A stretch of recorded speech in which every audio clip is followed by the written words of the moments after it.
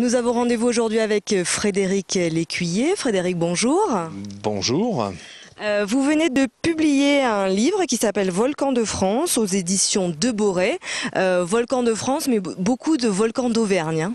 À peu près 98%, mais chut, il faut pas le dire. Oui, c'est essentiellement... en fait, le volcanisme récent, il est surtout en Auvergne. On va dire dans le Massif central dans l'ensemble, mais c'est vrai que la plus grosse partie est en Auvergne. Parlez-nous un petit peu de cette orgue basaltique qu'on voit là juste derrière nous et qui figure en photo dans cet ouvrage. Oui, quasiment à l'ouverture. Alors les orgues volcaniques comme celles qu'on a derrière nous, ici on est à Montrodé, donc juste à côté, à quelques encablures du Puy-de-Dôme. Eh bien c'est une façon dont les laves ont de refroidir.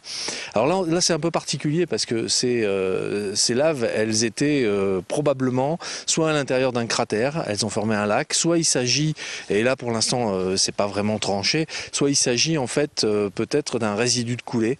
À mon sens c'est plutôt quand même un point de sortie, c'est-à-dire qu'on était au sommet d'un volcan qui nous surplombait encore, le cratère nous surplombait, et là on est à l'intérieur du cratère, et en refroidissant tout doucement, ces orgues se sont formées par, je dirais, vous savez, quand une masse est chaude, et ben en fait, quand elle refroidit, elle se rétracte.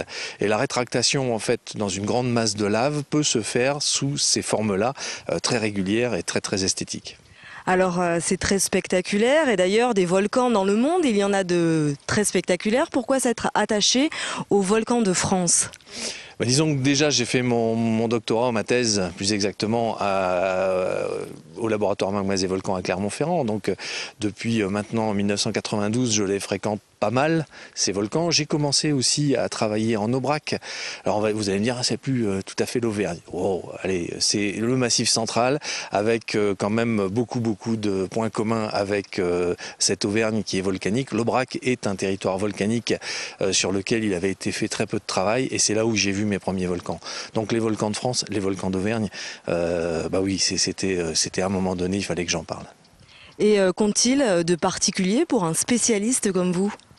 Mais c'est la plus grande province volcanique d'Europe quand même. Il faut savoir que si on a le laboratoire Magmas et Volcans, si on a Vulcania ici, c'est parce que quand même c'est là où en Europe il y a plus de magma qui s'est écoulé que nulle part ailleurs, même dans les provinces volcaniques actives. Alors c'est vrai qu'ils sont pas très actifs et que j'ai une petite préférence quand même pour l'activité volcanique, mais en fait le géologue que je suis a quand même une facilité pour remettre les volcans d'Auvergne en éruption, mais pas de panique, hein. C'est juste dans la tête, c'est dans ma tête que je les revois en éruption. Et comme je fais souvent des allers-retours entre les volcans actifs et ces volcans d'Auvergne, et bien quelque part, faire un film, comme on l'avait fait avec Christian Bouchardy, ou faire un livre sur les volcans d'Auvergne ou les volcans de France, c'est une façon comme une autre de les remettre en éruption. Oui. Frédéric Lécuyer, merci beaucoup. Je rappelle que votre livre Volcans de France est paru cette année aux éditions de Boré.